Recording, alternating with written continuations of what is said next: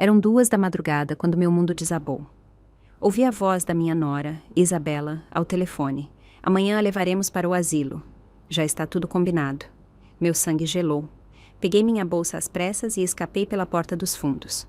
No dia seguinte, eles me procuravam desesperados, mas já era tarde demais para arrependimentos. Meu nome é Amália. Tenho 70 anos e, durante os últimos 5, morei na casa do meu filho, Caio, e de sua esposa, Isabela, em um bairro tranquilo de São Paulo. Pensei que era meu lar, pensei que era minha família. Quão enganada eu estava. Tudo começou quando fiquei viúva.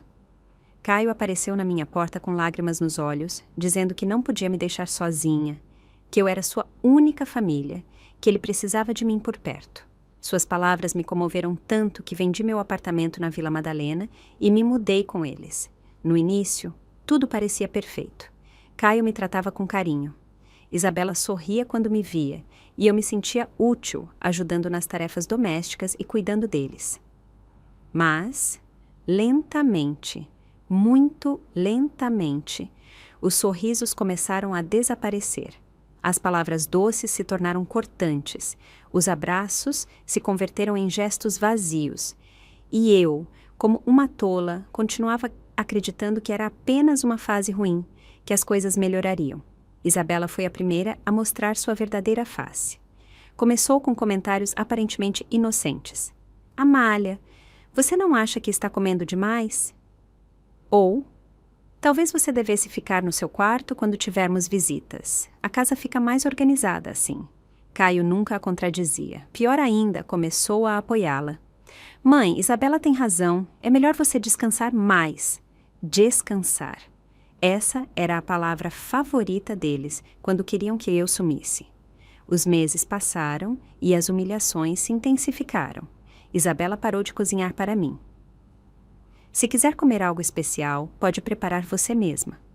Ela dizia com aquele sorriso falso que havia aperfeiçoado. Caio fingia não perceber quando chegava do trabalho e encontrava meu prato vazio na mesa enquanto eles terminavam de jantar. Já comeu, mãe? Perguntava distraidamente, sem realmente esperar uma resposta. Uma noite, enquanto lavava os pratos depois que eles foram para o quarto, ouvi suas vozes através da parede. Você não pode continuar assim para sempre, dizia Isabela. É um fardo pesado demais. Eu sei, respondia Caio, mas é minha mãe. Exato, é sua mãe, não minha. E eu não me casei com você para me tornar enfermeira de idosos. Minhas mãos tremeram enquanto segurava o prato. Enfermeira de idosos. Era isso que ela pensava de mim.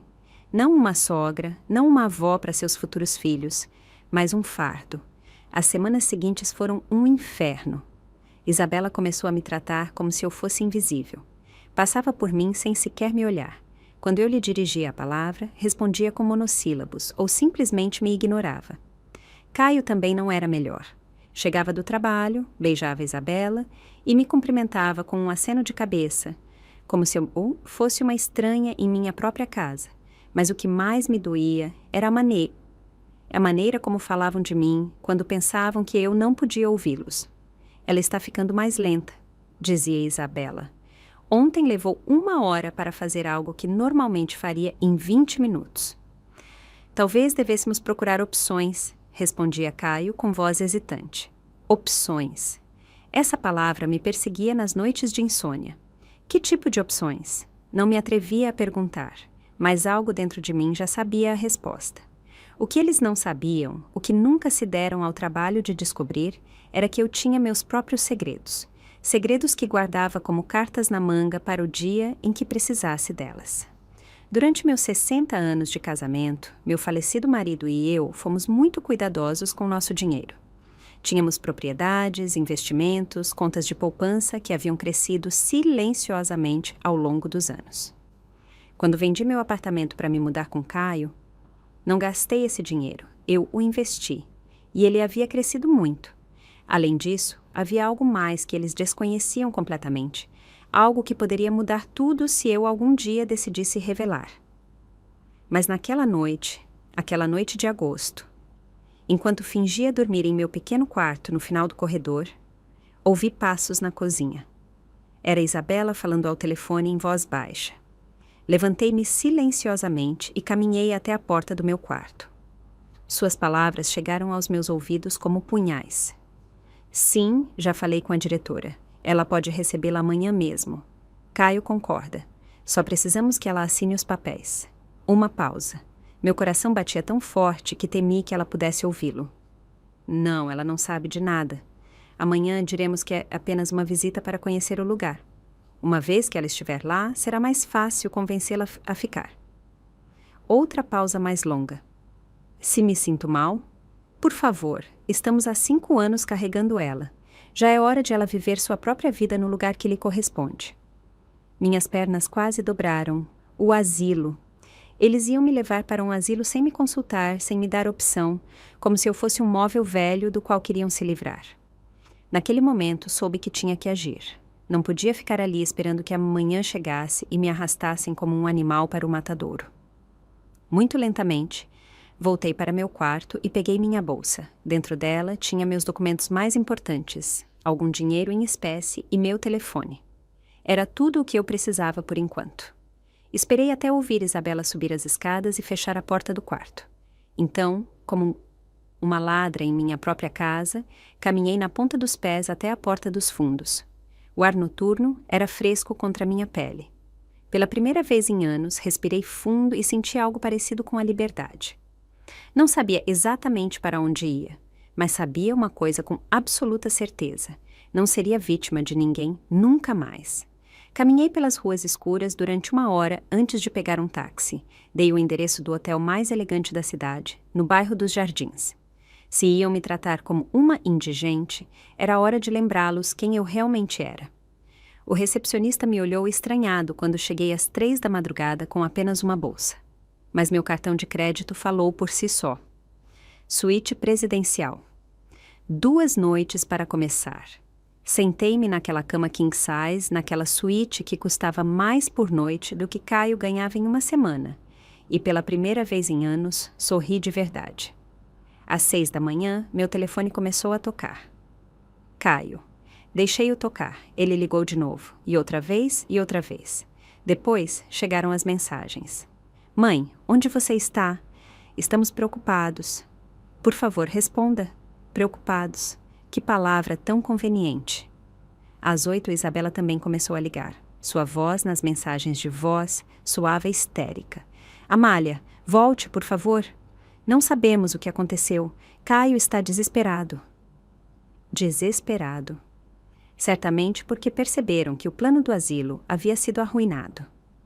Pediu café da manhã no quarto. Ovos beneditinos, salmão defumado, frutas frescas, café coado.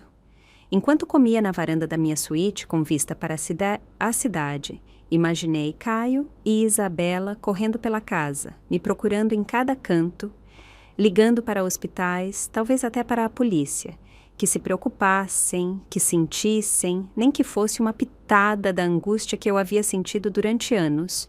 Depois do café da manhã, fiz algumas ligações importantes. A primeira foi para o meu banco. Queria saber exatamente quanto dinheiro tinha disponível. A quantia me surpreendeu, até a mim. Os investimentos haviam rendido mais do que eu esperava. A segunda ligação foi mais delicada. Disquei o número de Dr. Gustavo Almeida, o melhor advogado especialista em direito de família da cidade. Eu o conhecia porque ele havia cuidado do testamento do meu marido anos atrás. Dona Amália, sua voz soava surpresa. Como a senhora está? Preciso vê-lo urgentemente, Gustavo. Tenho uma situação familiar complicada. Claro, pode vir esta tarde. Estarei aqui. A terceira ligação foi a mais importante de todas. Disquei um número que tinha guardado há mais de 5 anos, desde que me mudei com Caio. Era Patrícia, minha velha amiga e corretora de imóveis. Amália, que surpresa ouvi-la. Como você está, querida? Patrícia, preciso que me faça um favor muito especial. Lembra-se daquela propriedade no centro que você viu anos atrás? Aquela que você disse que seria perfeita para mim se eu algum dia decidisse me tornar independente novamente? Enquanto conversávamos, meu telefone continuou vibrando com chamadas perdidas. Caio havia ligado 14 vezes. Isabela, 8. Eles até conseguiram o número do meu falecido marido, que eu ainda mantinha como contato de emergência, e ligaram para lá. Que desesperador deve ser não poder controlar alguém quando você está acostumado a manipulá-lo. Às 2 da tarde, desci para o lobby do hotel vestida com meu melhor conjunto cinza pérola e meus sapatos de couro mais elegantes. Haviam marcado um horário para mim no salão de beleza do hotel. Manicure, pedicure, corte e penteado. Se eu ia começar uma guerra, faria isso parecendo impecável. A cabeleireira, uma jovem chamada Lia, me olhou com curiosidade. Ocasião especial, senhora? Poderíamos dizer que sim, respondi. É o primeiro dia do resto da minha vida. Enquanto Lia trabalhava em meu cabelo, refleti sobre os últimos 5 anos, como eu havia permitido que me tratassem assim, quando havia deixado de me valorizar. A resposta era dolorosa, mas clara. Desde o momento em que pensei que ser um fardo era melhor do que estar sozinha. Mas eu não estava mais sozinha. Tinha dinheiro, tinha recursos e, acima de tudo, tinha a verdade do meu lado. Às 4 da tarde, cheguei ao escritório de Gustavo. Sua sala ficava no 25º andar de um arranha-céu no Distrito Financeiro, na Avenida Faria Lima.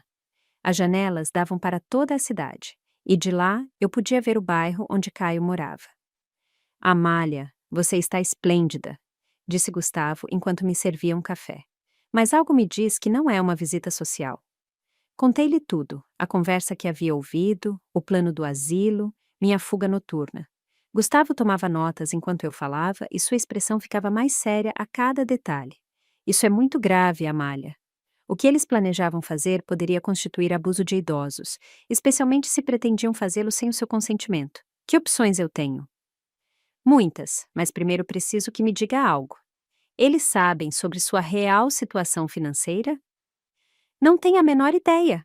Caio pensa que sou uma viúva pobre que vive de sua caridade. Gustavo sorriu pela primeira vez na reunião. Então temos uma vantagem considerável. Ele me explicou as opções legais. Ordens de proteção, processos por abuso emocional, até mesmo ações criminais se pudéssemos provar que haviam planejado me internar contra minha vontade. Mas eu tenho uma proposta diferente, continuei. Que tal se lhes dermos uma lição que nunca esquecerão? Seus olhos brilharam com uma faísca que me agradou imediatamente. Sou todo ouvidos, Amália. Vamos mostrar a eles exatamente o valor da mulher que pensavam em descartar, mas faremos isso de forma que o golpe seja público, definitivo e completamente legal. Saí daquele escritório com um plano que levaria algumas semanas para ser executado, mas que valeria cada minuto de espera. De volta ao hotel, finalmente decidi atender uma das ligações de Caio. Mãe, graças a Deus, onde você está? Estivemos procurando por você em todo lugar. Isabela está chorando. Pensamos que algo terrível havia acontecido com você. Sua voz soava genuinamente preocupada. Quase me convenceu. Quase. Estou bem, Caio. Só precisava sair para caminhar e clarear minhas ideias. Caminhar? Já se passaram mais de 12 horas. Onde você está exatamente? Em um lugar seguro. Não se preocupe comigo. Mãe, por favor, volte para casa. Podemos conversar sobre o que quer que esteja te incomodando. Conversar como se fosse tão simples. Sabe de uma coisa, Caio? Você tem razão. Precisamos conversar, mas não por telefone, pessoalmente e quando eu estiver pronta. Quando será isso? Em breve, muito em breve. Desliguei antes que ele pudesse responder. Naquela noite, enquanto jantava lagosta em minha suíte com vista para as luzes da cidade, brindei comigo mesma pela mulher que havia sido, pela mulher que estava recuperando e pela mulher em que estava me tornando. Caio e Isabela haviam cometido um erro fatal. Haviam subestimado a mulher errada. Os dias seguintes foram uma mistura de preparação estratégica e redescoberta pessoal. Cada manhã, eu acordava naquela suíte de luxo, pedia meu café da manhã no quarto e trabalhava em meu plano de batalha, enquanto Caio e Isabela continuavam ligando desesperadamente. Suas mensagens haviam evoluído da preocupação para a súplica e depois para algo que soava perigosamente próximo a ameaças veladas. Mãe, isso não tem mais graça, dizia Caio em sua última mensagem. Isabela está doente dos nervos. Você precisa voltar agora mesmo, ou teremos que tomar medidas mais drásticas. Medidas mais drásticas? Como me levar para o asilo à força? Que previsíveis eles eram. Mas havia algo que eles não sabiam, algo que eu havia descoberto durante minhas conversas com Gustavo. Acontece que a casa onde haviam morado todos esses anos A casa que Caio considerava sua, na verdade tinha uma história mais complicada. Quando meu marido morreu, ele deixou essa propriedade em um fideicomisso em meu nome. Caio podia morar lá enquanto eu estivesse viva e consentisse. Mas, tecnicamente, legalmente, a casa era minha. Ele nunca se deu ao trabalho de ler os documentos completos do testamento. Por que eu faria? Afinal, era apenas sua pobre mãe viúva que dependia de sua generosidade. No quarto dia da minha desaparição, decidi que era hora de começar a próxima fase. Patrícia havia encontrado o apartamento perfeito, uma cobertura no bairro mais exclusivo da cidade, completamente mobiliada, com serviço de concierge 24 horas. Amália, este lugar é um sonho, ela me dizia enquanto percorríamos o apartamento. 2 quartos, 3 banheiros, varanda com jacuzzi e a vista mais espetacular de toda a cidade. Quando posso me mudar? Quando quiser. O proprietário está desesperado para alugar para alguém confiável. Assinei o contrato naquela mesma tarde, 2 anos adiantados, em dinheiro. Ao sair da imobiliária, peguei um táxi até o shopping mais elegante da cidade, o Cidade Jardim. Era hora de renovar meu guarda-roupa. Durante anos, eu havia me vestido como a viúva pobre que eles pensavam que eu era. Roupas gastas, cores opacas, sapatos confortáveis, mas sem estilo. Hoje, isso terminava. Na boutique mais exclusiva, uma vendedora chamada Lia me atendeu com aquela mistura de cortesia profissional e leve desdém reservada para clientes que não pareciam poder pagar a mercadoria. Em que posso ajudá-la, senhora? Preciso de um guarda-roupa completamente novo. Conjuntos executivos, vestidos de coquetel, sapatos, acessórios, tudo. Sua expressão mudou ligeiramente quando tirei meu cartão de crédito Black. 2 horas depois, saí de lá com 8 sacolas, cheias de roupas, que custavam mais do que Caio ganhava em 3 meses. Vestidos em tons de esmeralda, vermelho cereja, dourado, violeta profundo. Nunca mais vestiria cores tristes. Naquela noite, enquanto arrumava minhas novas aquisições, meu telefone tocou. Era um número que eu não reconhecia. Alô, dona Amália. Sou o inspetor Ricardo Mendes da Polícia Civil. Seu filho Caio apresentou uma denúncia de pessoa desaparecida. Poderia confirmar que a senhora está bem? Interessante. Eles haviam escalado o drama a ponto de envolver a polícia. Inspetor, estou perfeitamente bem. Estou em pleno uso das minhas faculdades mentais e decidi tirar umas férias. Não há nenhuma desaparição para investigar.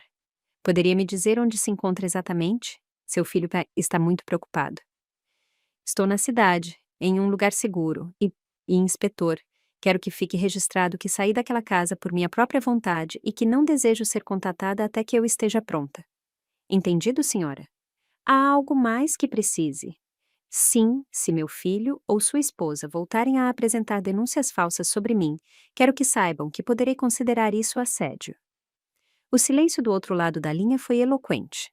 No dia seguinte, mudei-me para a cobertura. Os funcionários da mudança chegaram ao hotel às 8 da manhã para transportar minhas poucas pertences. Era estranho o quão pouco eu precisava quando realmente se tratava de começar de novo. Meu novo lar era tudo o que Patrícia havia prometido e mais. Da varanda, eu podia ver toda a cidade se estender a meus pés. Servi-me uma taça de vinho tinto e brindei a minha nova independência. Mas a verdadeira satisfação chegou naquela tarde, quando finalmente decidi responder a uma das ligações de Caio. Mãe, graças a Deus a polícia nos disse que você está bem, mas precisamos vê-la. Onde você está exatamente? Estou em meu novo lar, Caio. Seu novo lar? Do que você está falando? Eu me mudei. Consegui meu próprio apartamento. Um silêncio longo. Com que dinheiro? Mãe, você não tem recursos para morar sozinha. Precisa voltar para casa antes que faça algo de que se arrependa. Minha casa. Interessante que você use essa palavra. O que você quer dizer? Nada, filho. Só que é curioso como às vezes as palavras revelam mais do que pretendemos. Mãe, você está falando estranho. Isabela diz que talvez você precise de ajuda médica. Poderíamos levá-la para um médico te examinar. Aí estava a verdadeira Isabela vindo à tona. Isabela diz isso? Que considerada da parte dela se preocupar com minha saúde mental. Ela só quer o melhor para você.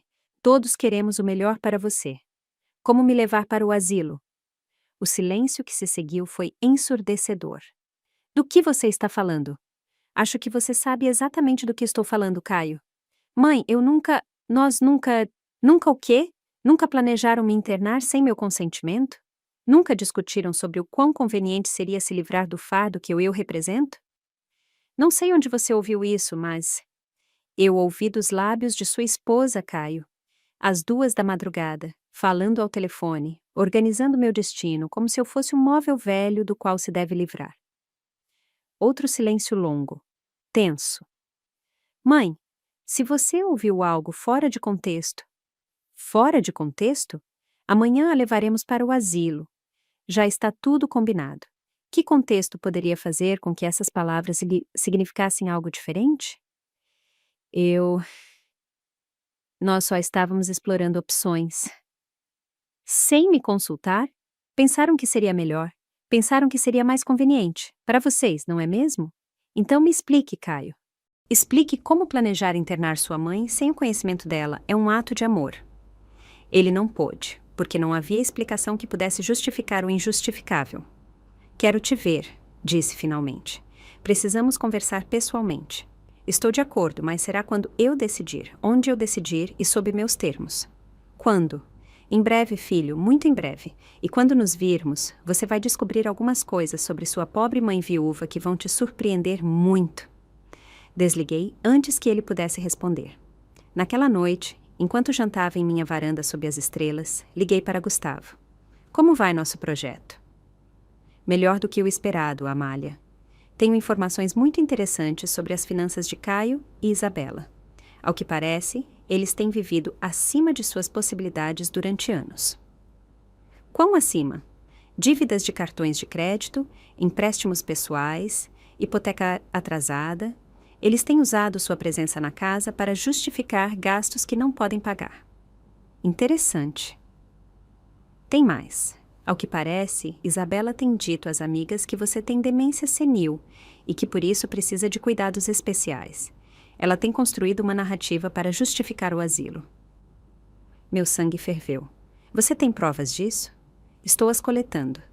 Amália, quando terminarmos com isso, eles vão se arrepender de terem mexido com você.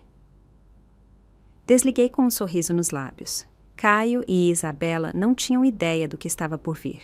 Uma semana depois de me mudar para a cobertura, eu havia estabelecido minha nova rotina. Café da manhã na varanda, exercícios na academia do prédio. Tardes trabalhando com Gustavo em nosso plano mestre. Pela primeira vez em anos, eu me sentia viva, poderosa, dona do meu destino. Caio havia parado de ligar depois da nossa última conversa. Isabela, ao contrário, havia intensificado suas tentativas. Suas mensagens de voz revelavam um desespero crescente. Amália, por favor, volte. Caio está muito mal. Mal come, mal dorme. Isso está nos destruindo como família. Como família. Que ironia. Amália, sei que você está brava, mas fugir não resolve nada. Somos adultos, podemos conversar como pessoas civilizadas. Pessoas civilizadas, como quando planejavam me internar sem meu consentimento. Mas a mensagem que mais me chamou a atenção chegou em uma quinta-feira à noite. Amália, preciso ser honesta com você. Caio está considerando te denunciar como mentalmente incapacitada. Ele diz que seu comportamento demonstra que você não pode tomar decisões racionais. Por favor, volte antes que isso saia do controle. Aí estava a verdadeira Isabela, a ameaça velada envolvida em falsa preocupação. Reencaminhei a mensagem para Gustavo imediatamente. Perfeito, ele me disse quando liguei. Isso é exatamente o que precisávamos. Eles estão cavando a própria cova. Como assim? Se Caio tentar te declarar mentalmente incapacitada, teremos motivos para um processo por difamação e abuso de idosos. Mas mais importante, seria o momento perfeito para revelar sua verdadeira situação financeira. Já tem tudo pronto para a fase 2? Tudo está preparado. Tem certeza de que quer fazer isso em público? Absolutamente. Quero que seja tão humilhante para eles quanto foi para mim ouvir seus planos naquela noite. O plano era simples, mas devastador. Patrícia havia organizado uma exposição de propriedades de luxo no hotel mais exclusivo da cidade, o Palácio Tangará. Caio e Isabela haviam sido convidados especificamente com a desculpa de que havia uma oportunidade de investimento que poderia interessá-los. O que eles não sabiam era que eu seria a apresentadora principal do evento. O dia chegou mais rápido do que o esperado. Vesti meu conjunto novo cor esmeralda, sapatos de salto alto e joias que havia comprado especialmente para tal ocasião. No espelho, vi uma mulher que não reconhecia. Elegante, poderosa, intimidante. Cheguei ao hotel 1 hora antes dos convidados. O salão estava perfeitamente preparado. Mesas com informações de propriedades, canapés, champanhe e uma tela gigante onde seriam projetadas as apresentações. Patrícia revisava os últimos detalhes quando Gustavo chegou com uma pasta cheia de documentos. Pronta para o show? Ele me perguntou.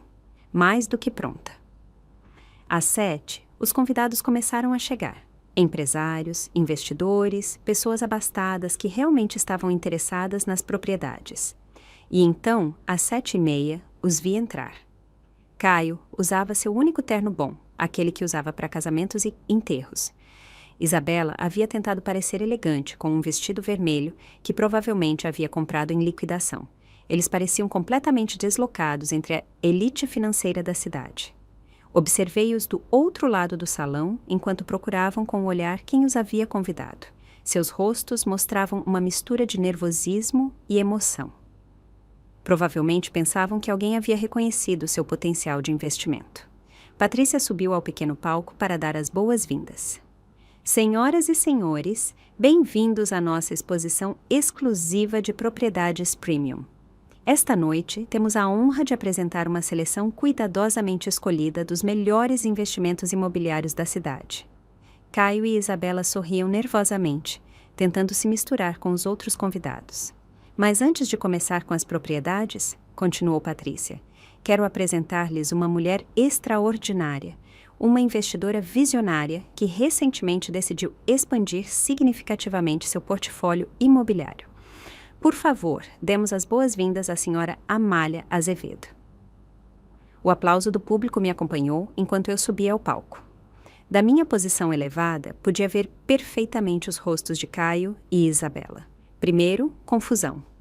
O que sua pobre mãe viúva fazia em um evento de investimentos de luxo? Depois, reconhecimento.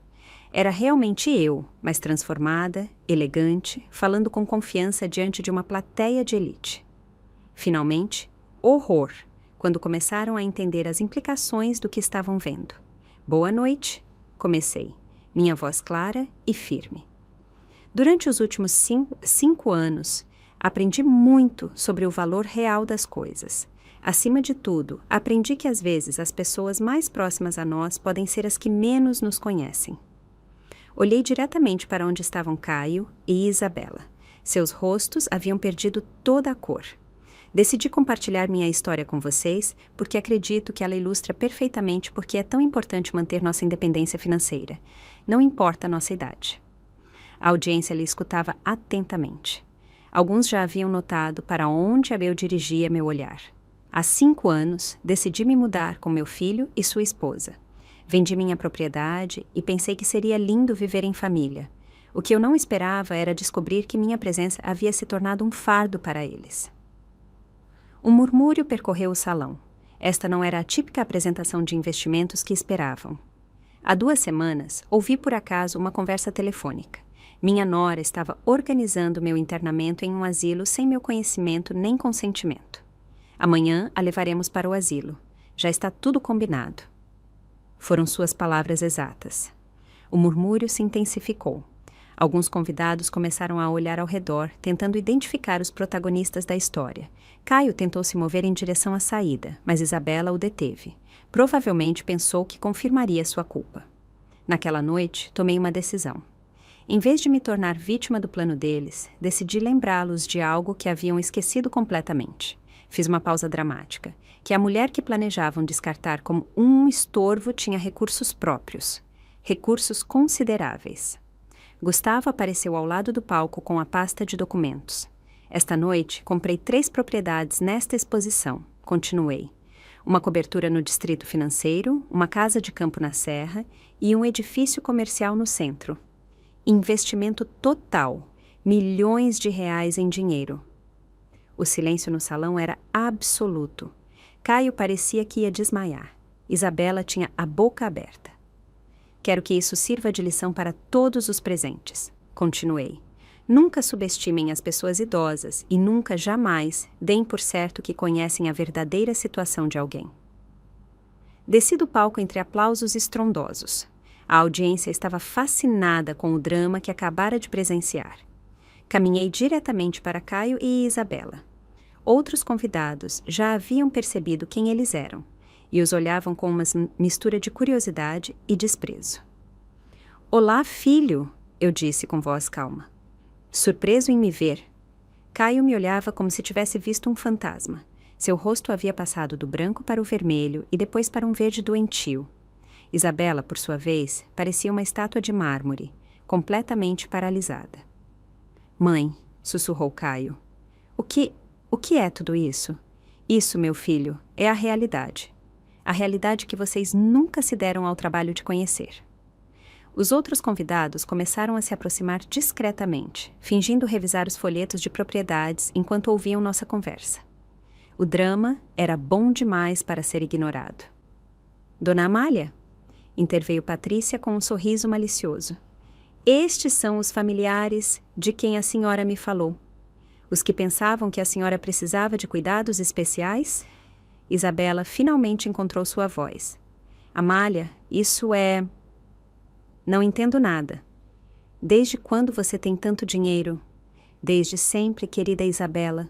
Só que vocês assumiram que eu era uma viúva pobre e desamparada. Nunca perguntaram. Nunca se interessaram em conhecer realmente minha situação." Caio tentou se aproximar. "Mãe, se você tinha recursos, por que não nos disse? Poderíamos saber." "Poderíamos saber o quê, Caio? Me tratar com respeito, me consultar antes de planejar minha vida? Ou simplesmente teriam encontrado formas mais criativas de se aproveitar?" Um homem mais velho que estava ouvindo se aproximou. "Com licença, senhora, mas é verdade que eles planejavam interná-la sem o seu consentimento?" "Completamente verdade", respondi, sem desviar o olhar de Caio. "Minha nora organizou tudo por telefone. Já está tudo combinado", foram as palavras dela. O homem balançou a cabeça com desgosto. "Isso é abuso de idosos. Deveriam estar na cadeia." Isabela ficou vermelha como um tomate. "Isso não é verdade. Nós só queríamos o melhor para ela. Pensávamos que ela precisava de mais cuidados." "Cuidados?" Minha voz se elevou ligeiramente. "Como me ignorar durante os jantares? Como me fazer sentir invisível em minha própria casa? Como discutir sobre o quão incômoda era a minha presença? Mais pessoas haviam se aglomerado ao nosso redor. Alguns gravavam discretamente com seus telefones. "Amália, por favor", suplicou Caio. "As pessoas estão nos olhando. Podemos discutir isso em particular." "Em particular? Como quando vocês discutiam meu futuro em particular, sem me incluir, tratando-me como um objeto do qual se livrar." Gustavo apareceu ao meu lado com uma pasta. "Dona Amália, quer que eu lhes mostre os documentos agora?" "Que documentos?" perguntou Isabela nervosamente. "Os documentos que provam que a casa onde vocês têm morado estes 5 anos é legalmente minha", respondi tranquilamente. O silêncio que se seguiu foi ensurdecedor. Caio parecia que havia levado um tapa. "O que você está dizendo?" "Estou dizendo que quando seu pai morreu, ele deixou essa propriedade em fideicomisso, em meu nome.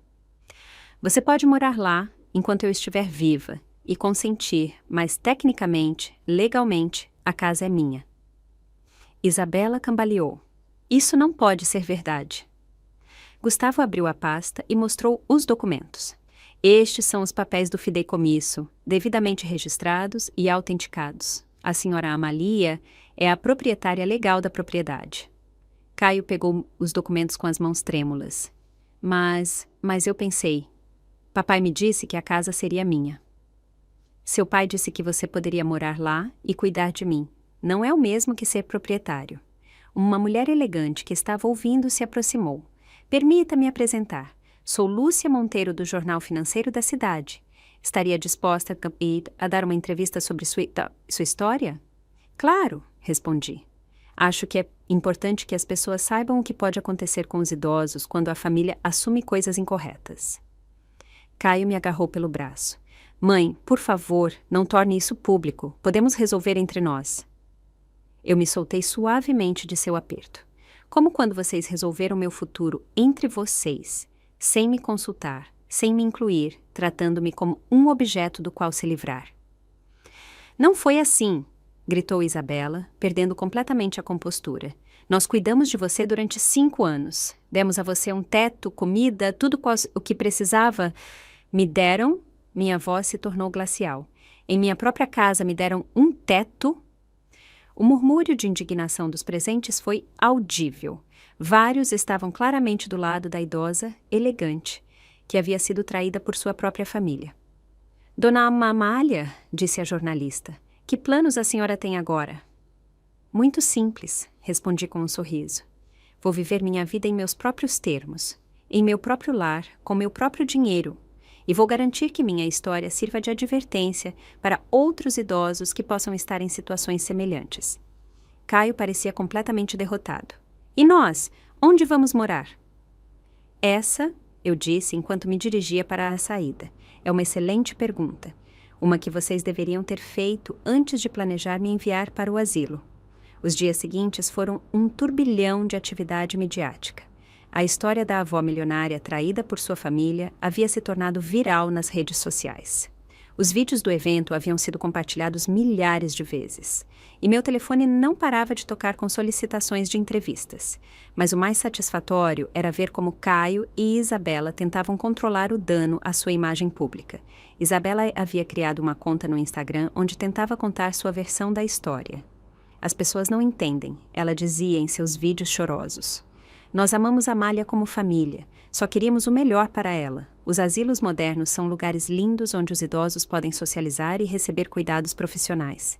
Seus seguidores não acreditavam em uma palavra. Os comentários eram impiedosos. Sem consultar às 2 da madrugada, isso não é amor, é abuso. E por que não sabiam que ela tinha dinheiro? Não se interessavam em conhecer realmente a mulher com quem viviam? Minha avó sempre diz, a família que te trai uma vez, te trairá sempre. Caio havia optado por uma estratégia diferente. Havia começado a me ligar diretamente, deixando mensagens cada vez mais desesperadas. Mãe, isso está saindo do controle. Isabela está recebendo ameaças na internet. As pessoas nos reconhecem na rua e nos insultam. Por favor, diga algo público para acalmar as águas. Acalmar as águas. Depois de 5 anos de humilhações, queriam que eu os defendesse publicamente. A mensagem que mais me impactou chegou 1 semana depois do evento. Mãe, perdemos o emprego. Isabela foi demitida porque a história chegou ao escritório dela. A mim pediram para pedir demissão porque minha situação familiar estava afetando a imagem da empresa. Não temos dinheiro para pagar o aluguel se tivermos que nos mudar. Por favor, nos ajude. Ajudá-los. Que curioso como mudavam de tom quando precisavam de algo. Naquela tarde, eu tinha programado a entrevista mais importante até o momento. O programa de televisão matutino mais assistido do país. Lúcia havia providenciado que fosse ao vivo da minha cobertura para mostrar minha nova vida. Preparei-me cuidadosamente. Vestido violeta, joias elegantes, maquiagem perfeita. Quando a equipe de câmeras chegou, meu apartamento parecia uma capa de revista de decoração. Estamos ao vivo em 3, 2, 1. Bom dia. Sou Patrícia Fernandes e estou aqui com Amália Azevedo, a mulher cuja história comoveu o país inteiro. Amália, conte-nos como você se sente depois de tudo o que aconteceu. Patrícia, me sinto livre pela primeira vez em 71 anos. Livre para viver sem me desculpar por existir. Livre para tomar minhas próprias decisões. Livre para ser tratada com o respeito que mereço. Sua nora Isabela tem dado entrevistas dizendo que vocês só queriam protegê-la, que o asilo era para o seu bem-estar. Patrícia, quando alguém planeja seu futuro sem te consultar, às escondidas, na madrugada, isso não é proteção, isso é controle. E quando, além disso, te trataram como um fardo durante anos, é difícil acreditar que suas motivações eram realmente altruístas. O que você diria a outros idosos que possam estar passando por situações semelhantes?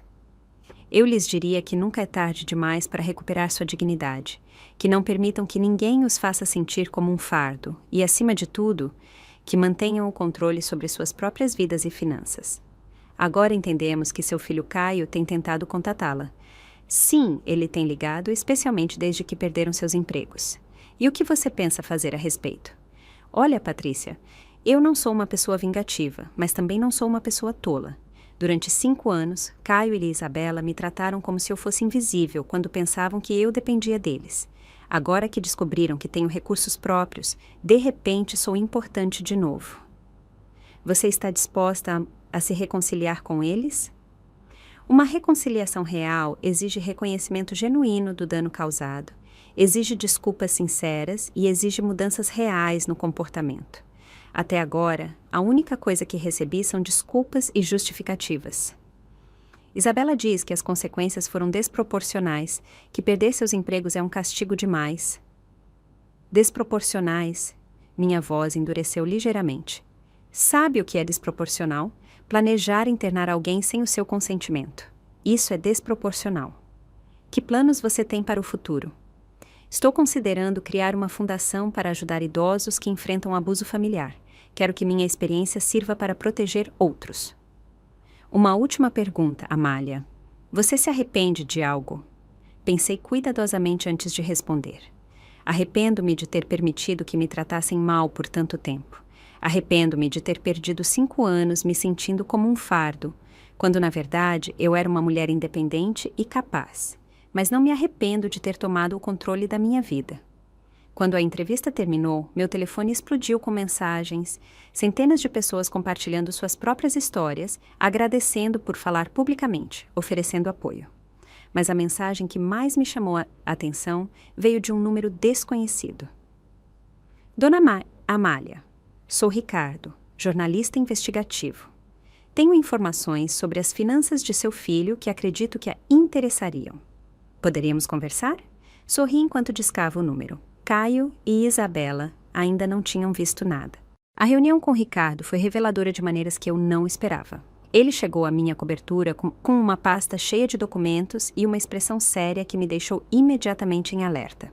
Dona Amália, depois de sua entrevista televisiva, decidi investigar mais profundamente a situação de sua família.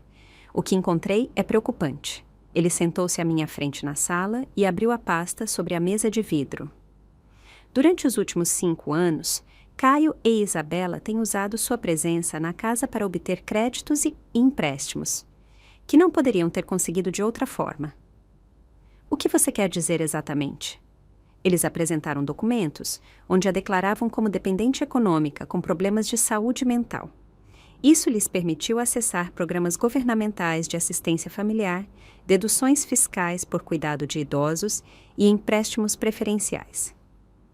Meu sangue começou a ferver.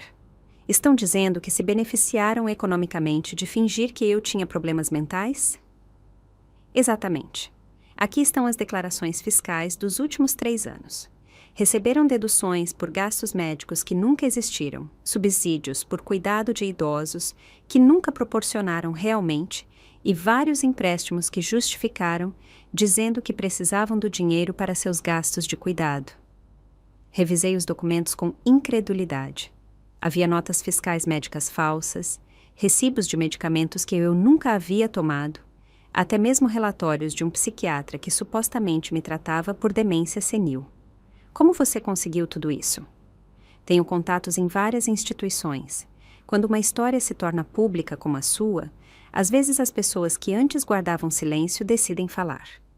Ricardo tirou mais papéis. Mas há algo mais grave. Isabela tem administrado um blog há 2 anos onde documenta sua heróica luta cuidando de sua sogra com demência. Ele me mostrou impressões do blog. O título era Vivendo com Amália, o diário de uma nora dedicada. Li algumas entradas com horror crescente.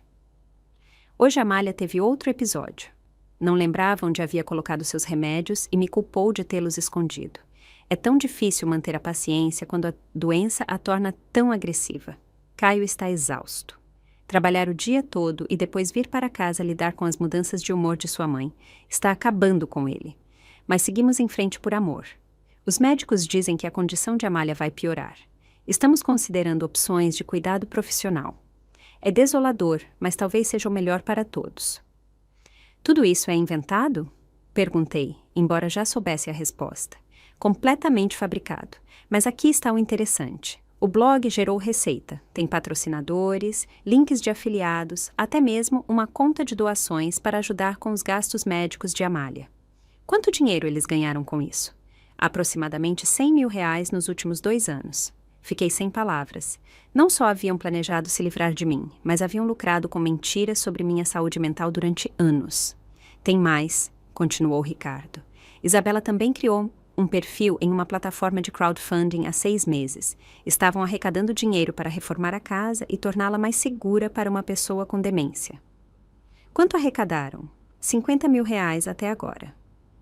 Era demais. Levantei-me do meu assento e caminhei até a janela. A vista da cidade, que antes me acalmava, agora parecia embaçada pela raiva. O que posso fazer legalmente com esta informação? Muito. Fraude, estelionato, apropriação indébita, difamação. Poderíamos construir um caso sólido que poderia resultar em acusações criminais. Meu telefone tocou naquele momento. Era Caio, provavelmente ligando pela 10ª vez naquela semana. Desta vez, decidi atender. Sim? Mãe, graças a Deus que você atende. Precisamos conversar urgentemente. Estou ocupada, Caio. Mãe, por favor, Isabela está tendo ataques de pânico. Os haters na internet estão publicando nosso endereço. Ontem à noite alguém jogou ovos na casa. Que pena. Mãe, somos sua família. Você não pode ficar bem com o que está acontecendo conosco. Minha família?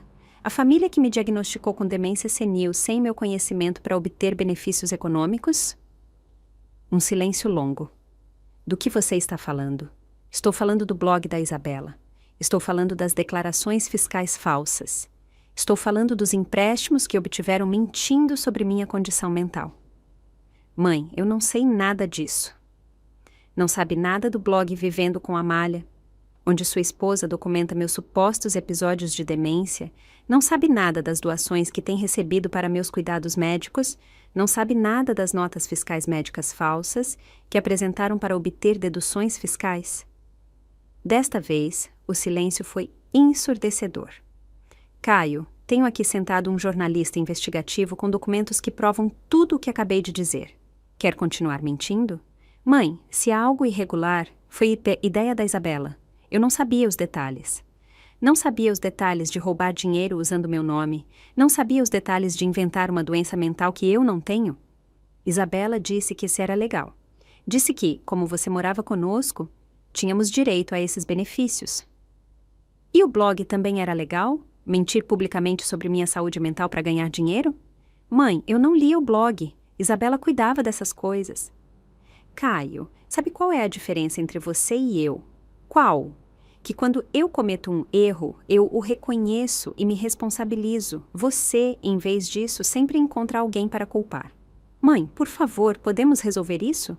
Não, Caio, não podemos. Isso se resolve com a justiça. Desliguei e olhei para Ricardo. Quando podemos apresentar as ações? As ações foram apresentadas em uma terça-feira pela manhã. Gustavo havia trabalhado a noite toda para preparar os documentos. Fraude fiscal, estelionato, difamação, apropriação indébita de identidade e abuso de idosos. Era um arsenal legal que deixaria Caio e Isabela sem escapatória. Mas antes que os documentos chegassem às mãos deles, eu tinha uma última carta a jogar. Você tem certeza de que quer tornar isso público? Perguntou Ricardo enquanto preparava o equipamento de gravação na minha sala. Completamente segura. As pessoas que doaram dinheiro acreditando nas mentiras de Isabela merecem saber a verdade. Havíamos decidido fazer uma transmissão ao vivo pelas redes sociais. Em apenas 2 horas, mais de 50 mil pessoas haviam se registrado para assisti-la. A história havia capturado a atenção nacional. Estamos ao vivo em 3, 2, 1.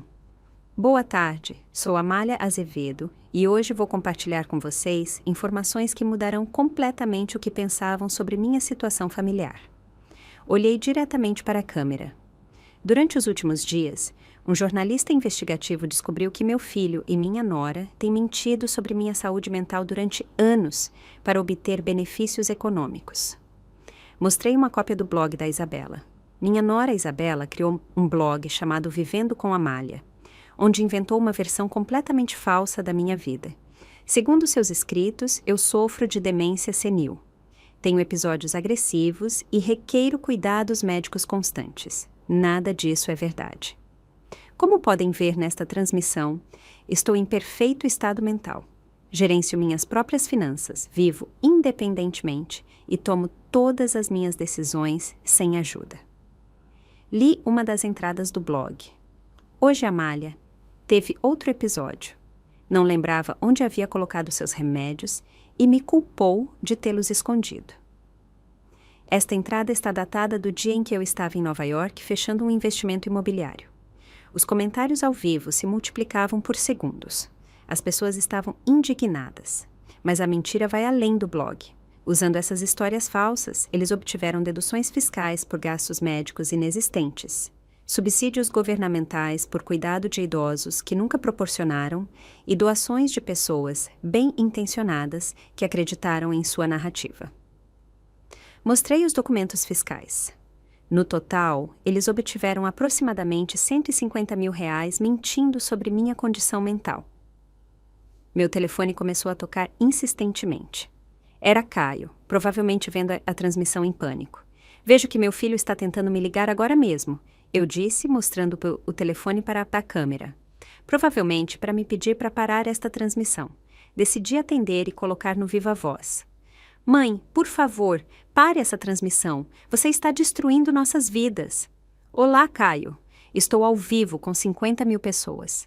Há algo que você queira dizer publicamente sobre o blog da Isabela e o dinheiro que obtiveram mentindo sobre minha saúde? Mãe, eu não sabia que você estava ao vivo. Desligue agora mesmo. Por que eu desligaria? Você tem medo que as pessoas ouçam sua versão dos fatos? Tudo isso é culpa da Isabela. Eu não sabia nada do blog. Ela cuidava dessas coisas. Os comentários explodiram. As pessoas não podiam acreditar que ele estava culpando a esposa ao vivo. Caio, então você admite que a Isabela mentiu sobre minha condição mental? Eu não sei o que admitir, só pare essa transmissão. Admitem que receberam dinheiro sob falsos pretextos? Mãe, por favor, é uma pergunta simples, Caio. Sim ou não? Um silêncio longo. Depois, ouvimos a voz de Isabela gritando ao fundo. Desligue! Não diga mais nada!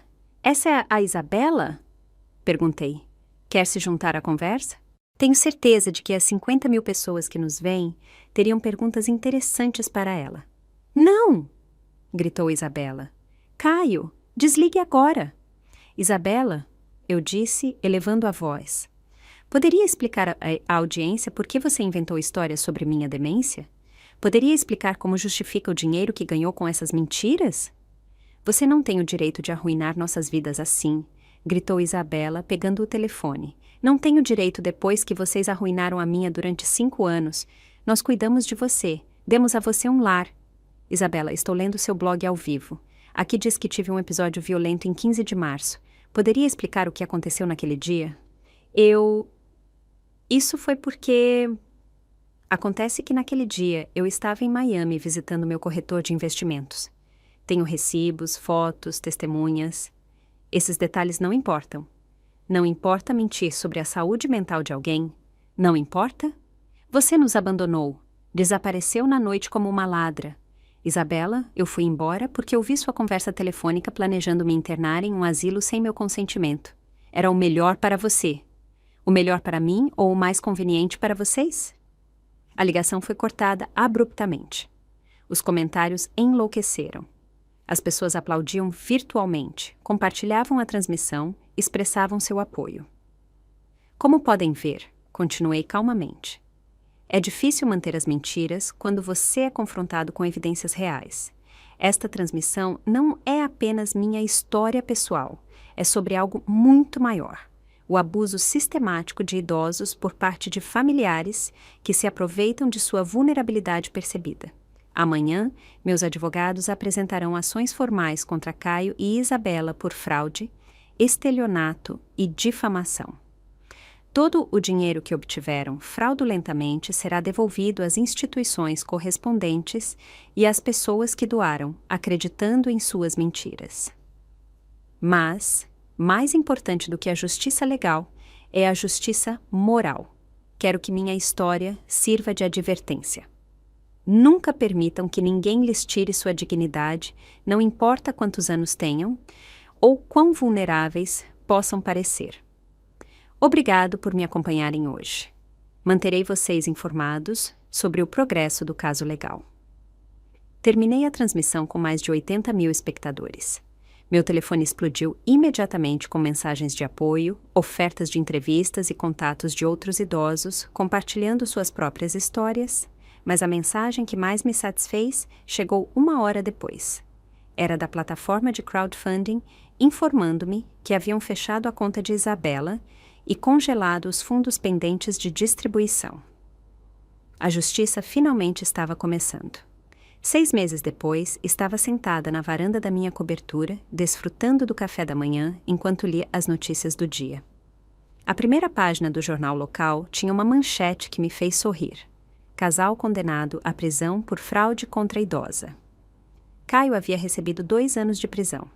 Isabela, como a mente por trás do esquema, havia recebido 3 anos e meio. Além disso, teriam que pagar uma multa de R$50 mil e realizar serviço comunitário em casas de repouso uma vez cumprida sua pena. A justiça havia sido completa e satisfatória, mas o mais gratificante não era o castigo deles, mas o que eu havia construído com minha liberdade. A Fundação Amália Azevedo para a Proteção de Idosos já havia ajudado mais de 200 pessoas em situações semelhantes à minha. Havíamos estabelecido uma linha telefônica de ajuda, serviços legais gratuitos e um programa de educação financeira para pessoas idosas. Minha história havia inspirado mudanças na legislação estadual sobre abuso de idosos. Agora era mais difícil para os familiares obterem benefícios fraudulentos e havia proteções mais fortes para idosos vulneráveis. Mas talvez o mais importante fosse que eu havia me reencontrado comigo mesma. Aos 71 anos, havia aprendido a dançar samba, havia feito aulas de pintura e havia viajado para lugares que só havia sonhado em visitar. Tinha uma vida social ativa, amigas verdadeiras e um propósito renovado. Meu telefone tocou, interrompendo minhas reflexões. Era Patrícia, minha corretora de imóveis que havia se tornado uma das minhas melhores amigas. Amália, você viu as notícias? Acabei de ler sobre a sentença. Perfeito. Não, isso não. Você viu que Isabela tentou vender a história dela para uma produtora de televisão? Eu ri. Sério? Que história? A de como ela fraudou a sogra e acabou na cadeia. Aparentemente, ela queria fazer uma série sobre o lado obscuro das redes sociais e como a justiça da internet destruiu a vida dela. Que descaramento! E o que aconteceu? A produtora rejeitou a proposta depois de investigar os fatos. Acontece que eles preferem histórias com protagonistas mais simpáticos. Naquela tarde, eu tinha um compromisso importante. Havia decidido escrever um livro sobre minha experiência, e minha editora vinha discutir os últimos detalhes do contrato. Amália, ela me disse enquanto revisávamos o manuscrito. Sua história é poderosa porque é real. Não há vingança fictícia, nem justiça mágica. É simplesmente uma mulher que decidiu não ser vítima. Essa era exatamente a mensagem que eu queria transmitir. Você pensou em fazer algum contato com Caio agora que ele está na prisão? Pensei nisso, admiti, mas decidi que não tenho nada a dizer a ele até que demonstre uma mudança real. Desculpas vazias não reconstroem a confiança quebrada. E se ele quisesse se redimir quando sair, teria que começar reconhecendo completamente o que fez, sem desculpas, sem culpar Isabela. Teria que demonstrar que entende o dano que causou e teria que aceitar que a relação nunca voltaria a ser a mesma. Naquela noite, enquanto preparava o jantar em minha cozinha gourmet, refleti sobre o caminho percorrido. A mulher que havia escapado pela porta dos fundos naquela madrugada havia sido uma vítima assustada. A mulher que cozinhava agora era uma sobrevivente empoderada. Minha história havia demonstrado algo que muitas pessoas esquecem. Nunca é tarde demais para reivindicar sua vida. Havia aprendido que a bondade não significa ser um capacho, que o amor familiar não justifica o abuso, que a idade não é sinônimo de vulnerabilidade e que às vezes a melhor vingança é simplesmente viver bem. Meu telefone mostrou uma mensagem de uma mulher de 68 anos, do Rio de Janeiro, que havia visto minha entrevista. Dona Amália, Sua história me deu a coragem para confrontar minha família. Depois de 2 anos de humilhações, finalmente me defendi. Obrigada por me mostrar que mereço respeito. Mensagens como essa chegavam diariamente. Cada uma me lembrava por que valera a pena tornar minha história pública. Enquanto jantava em minha varanda, observando as luzes da cidade que se estendiam até o horizonte, brindei silenciosamente por todas as mulheres que haviam encontrado sua voz. Depois de anos de silêncio, Caio e Isabela haviam pensado que estavam me descartando como lixo. Em vez disso, haviam me libertado para me tornar a melhor versão de mim mesma. Em minha escrivaninha havia uma foto do meu falecido esposo. Falei com ele como fazia todas as noites. Meu amor, sei que você estaria orgulhoso. Não deixei que me transformassem em vítima. Defendi minha dignidade e ajudei outros a defenderem a sua. Naquela noite, antes de dormir, escrevi em meu diário: não me arrependo de ter adotado Caio quando criança. Só lamento não ter compreendido antes que a bondade nunca deve ser praticada à custa da autodestruição.